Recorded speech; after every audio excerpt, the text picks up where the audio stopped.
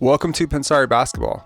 My name is Robert, and today we're going to be talking about why Ben Simmons is better than you at basketball. We're going to talk about why we as NBA fans and sports fans in general probably need to change the way that we talk about athletes. So grab a beer, grab a coffee, or just grab some water, and let's get to it. So before we start, I want to say thank you to everyone who subscribed. We went from 200 subscribers to like over 1,000 last night. That was really cool. Now, on to the topic. The best way to introduce this topic is with a quote from Brian Scalabrine, in which he said, "I'm closer to LeBron than you are to me." And man, truer words have never been said. I remember when I was playing high school basketball, I had a friend of mine, and you know who you are if you watch this video, and he said that he could beat Milt Palacio. Now, Milt Palacio, for those who don't remember, Google it, right? He was a journeyman NBA point guard, often missed wide open layups, and we all clowned him, right? We all thought he was trash, right? Like most 13, 14-year-olds who see NBA players missing layups, you're like, this guy's trash. I could do what he's doing, right?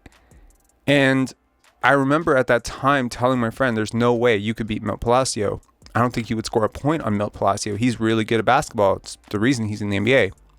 And my friend insisted he could beat Milt Palacio. So then some years later, I actually had a friend who played for the Toronto Raptors who was at the end of the bench. And my friend was clowning him. He was saying like, oh, he's trash. Oh, he doesn't score much. So I had my friend come out and actually play my other friend. Calling me surprised. It was 21-0. Never even touched the ball. Never got the ball. Okay? Couldn't score. Just couldn't even move. All right? Couldn't dribble without getting swiped. And it's not like I'm clowning my friend for being bad at basketball. He was better than me. Right? He was a good player. He averaged like, I think 22, 23 points per game in high school. But the gap between high school, Division II, Division I, NBDL, Turkish League, Chinese League, Australian League, Euro League, NBA, you have no idea. Unless you've been in the gym and you've watched these guys up close, you do not understand how good NBA athletes are, or pro athletes in America generally are at their sport.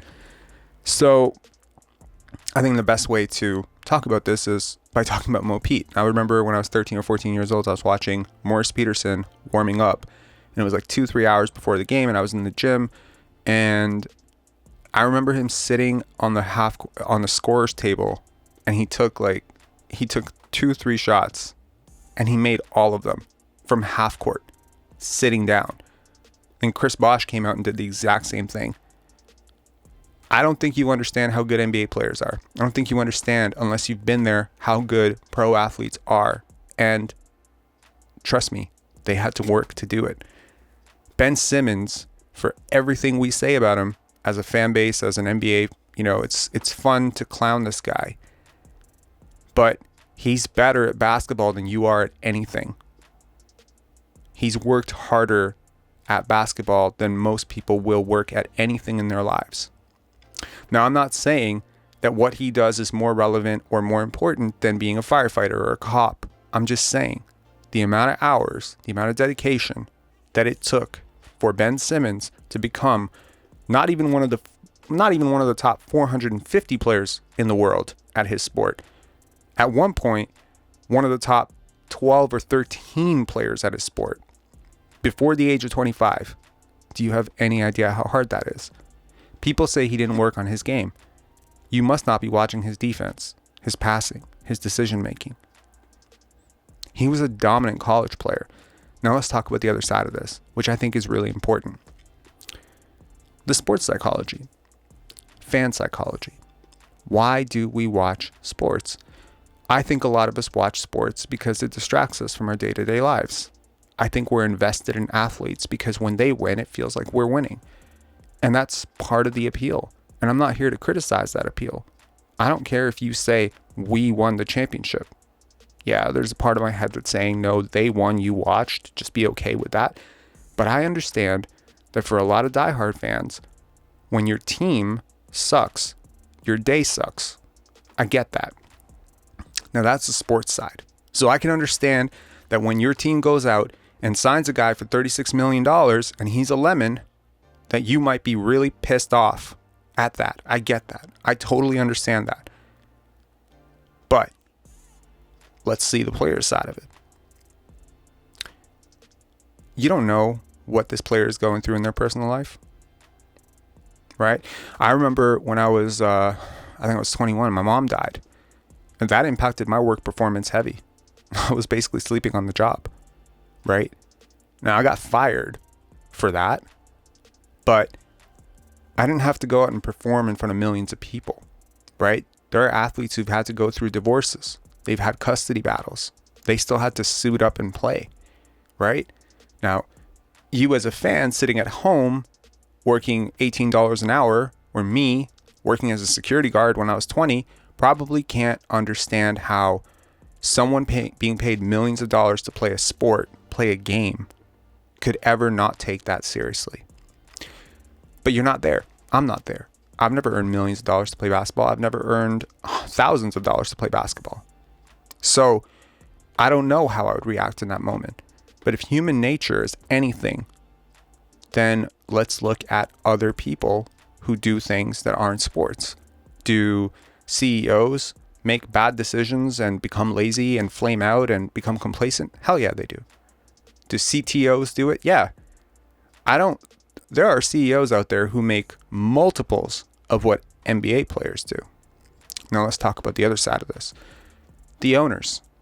I remember the way that this fan base, this Toronto Raptor fan base, turned on Vince Carter. And I remember being pretty plugged into that situation as it was breaking down in 2004. And I remember some of the horrible things that the management was saying to him, doing to him. And I remember empathizing so much with this guy who was my favorite player at the time, when I would hear how the reporters would cover it, how the fans would react to it. I remember feeling so terrible when they booed him. I didn't understand that. I remember talking to Vince, like I was 8 days after he got traded, about what actually took place.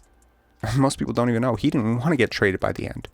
He wanted to stay. If you work at an office and your boss hires your ex-husband or someone you hate, you might not come to work super happy every day. But for a star athlete like Vince Carter, and your front office signs a point guard that you actively said you hated playing with, don't want to play with him, and they still signed him. They drafted a guy that you said you don't want to play with, and they still drafted him. And you want out, which is your right. Yes, you're under contract, but it's not like he just stopped coming to work. And everyone hates you because you're a multimillionaire and you should just fuck up. What about Ben Simmons? Do you think that it's fair what Ben Simmons earned in the first 4 years of his career? Do you think that's actually fair? Do you think, for all the shit that we have said about LeBron over the last 16, 17 years, do you believe that LeBron James is fairly paid? I don't. It's not fair at all. There's a salary cap, a luxury tax, player contracts. People think that these things are in place to protect players. Let's say you remove the salary cap and if you removed restrictions on contracts right now, how much do you think someone like Giannis Antetokounmpo, who's making probably $35-40 million, I don't know, off the top of my head, I don't have the figure in front of me, but he's not making $100 million, which is what some NBA owner would happily pay him tomorrow if that restriction was lifted. So if he wants to sit a game, tough shit, because he's criminally underpaid for what he does. Now, I can hear you. I hear you. You're crazy if you think that Giannis Antetokounmpo, who plays basketball, is underpaid. But consider the economics of the NBA. Consider how much owners make. Consider that market value is what you're willing to pay. If I want to go and buy a house for $20 million and the listed price is $2 million, guess what? That house costs me $20 million now.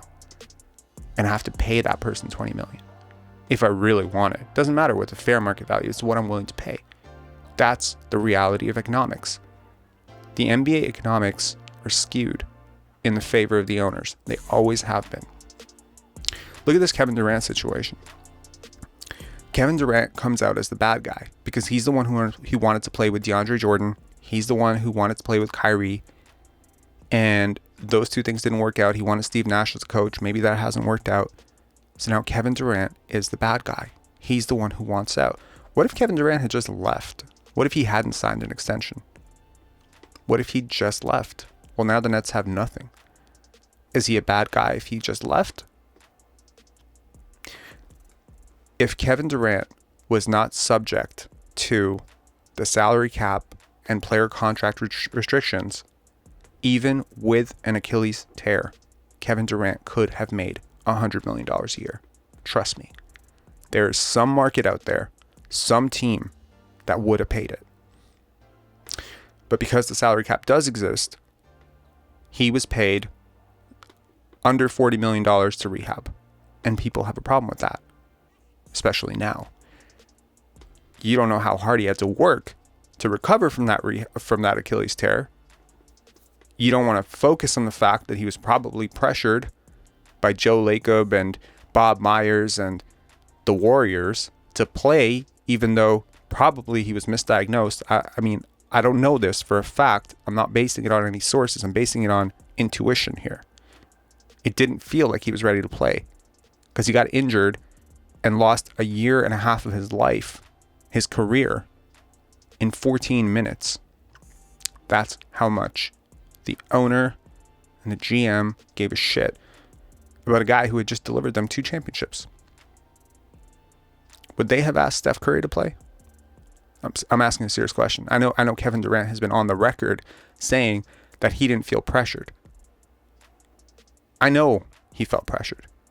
Whether he says it or not, I believe in my heart that he felt the pressure. He felt the pressure from the fans, from his team, from the ownership, from coaching, everybody. People won't talk about that. Ben Simmons has earned his contracts.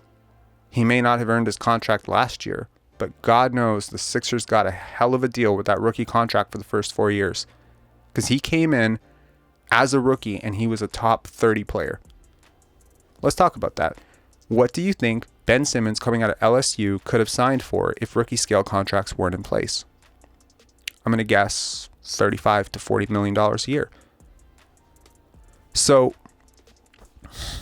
now, there's some fan out there who's going to recognize that I'm actually someone who spent a lot of last year talking shit about Fred VanVleet, being selfish, not passing to Scotty Barnes, and I'm not innocent here. I'm going to get better at this, and I promise I'm going to be more sensible about this. But yes, last year I was screaming at the top of my lungs that Fred VanVleet is selfish and probably needs to get traded because he won't pass the ball to Scotty, he's freezing him out of the offense and all that stuff, and he's doing too much. And over the past 5 months, I've developed a great deal of appreciation for Fred VanVleet because there's a guy who's beat all the odds and no one really gave it to him. He had to take it. And there's a humbling moment when I realized that Fred VanVleet has worked harder at basketball than I will work at anything for the next 5 lifetimes. So who the hell am I to say that he's taking too much or that he's overpaid or that he's not worth his contract extension that he wants? Let's stop counting other people's paper, right? In a weird way, the NBA presents a really interesting opportunity for wealth redistribution because a lot of, if not most of, NBA athletes are African American. And the money, hopefully, if it's not wasted, is then reinvested in those communities. And that's a good part of the NBA. The bad part of the NBA is when billionaire owners leak bullshit to the fans to make them angry at millionaire athletes for making millions of dollars. That part bothers me. The other part that bothers me is when we use statements like, this guy is shit. No, he's not. Russell Westbrook might be, at this point, a below average NBA player. But if this guy went to China tomorrow, he would drop like 100 points a game. If he went to the EuroLeague, based on his athletic ability alone, he would probably average 50 points per game. He is not bad at basketball. He's lost a step because he's older. He's older now, right? I think it's important to realize that when we talk about these players, there has to be a way that we can do it that's sensible. This guy has poor shot selection. That I agree with. This guy probably has too big a role on offense. Need to fix that. Okay. All right. This guy maybe made a bad decision, or definitely made a bad decision in the fourth quarter. Yeah, if you know basketball and you really could present a case for it, sure, that's a fair statement. This guy should have taken a shot. He made a pass. Okay. This guy choked. This guy's a bust. He's a coward. He's stealing money. He's soft. This stuff, we need to end this. This stuff needs to go away. Because you're talking about human beings at the end of the day. That's what it is, right? We're talking about human beings. And it just doesn't make sense to me that we would continue to talk shit about people who are so good at what they do instead of just enjoying them. I guarantee you that a large part of what's happening with Ben Simmons right now has to do with management in Philadelphia, has to do with Doc Rivers, has to do with the fans. So I say, if you enjoy basketball, then you should be invested in Ben Simmons coming back next year and having a great year for the Brooklyn Nets, because lost among all of this is that Ben Simmons is a hell of a basketball player. Thanks for watching this. It was a rant, and it's something that I've wanted to say for a while, something I've been thinking about. And I want to say thank you again to everybody who subscribed and who's commenting on these videos. Again, I am trying to get to all these comments with hopefully thoughtful responses. And I appreciate y'all, man. Thank you so much. And yeah, if you haven't hit subscribe, hit like, hit notifications. It really does help the algorithm now that we're still a young channel that needs all the help we can get to get these videos out. So let me know below, is there a player that you talk shit about that maybe you shouldn't be talking the kind of way that you are about them? Is there maybe something you want to say a little bit differently this year? Look, man, you can be critical of players, just don't take it too far.